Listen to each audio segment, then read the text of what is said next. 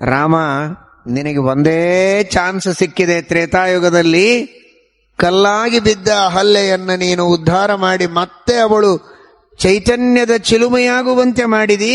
ಆದರೆ ಆ ಚಾನ್ಸ್ ನಿನಗೆ ಒಂದು ಸಲ ಸಿಕ್ಕಿದೆ ತ್ರೇತಾಯುಗದಲ್ಲಿ.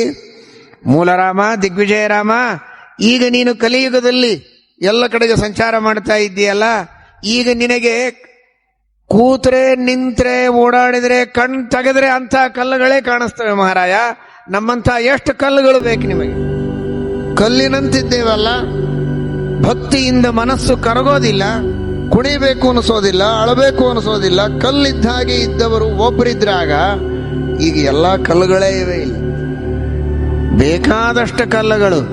ನಿನ್ನ ಶಕ್ತಿ, ನಿನ್ನ ದರ್ಶನದ ಮಹಿಮೆಯಿಂದ, ನಿನ್ನ ಪಾದಸ್ಪರ್ಶದ ಮಹಿಮೆಯಿಂದ ಈ ಎಲ್ಲ ಕಲ್ಲುಗಳನ್ನ ಮತ್ತೆ ಚೈತನ್ಯ ಮೂರ್ತಿಯನ್ನಾಗಿ ಮಾಡಿ ಅಹಲ್ಯೆಯನ್ನು ಉದ್ಧಾರ ಮಾಡಿದ ಅಂತ ದಾಸರ ಹಾಡಿದರಲ್ಲ, ಅದು ಇತಿಹಾಸ ಆಗಿ ಉಳಿಯೋದು ಬೇಡ, ವರ್ತಮಾನ ಆಗಲಿ.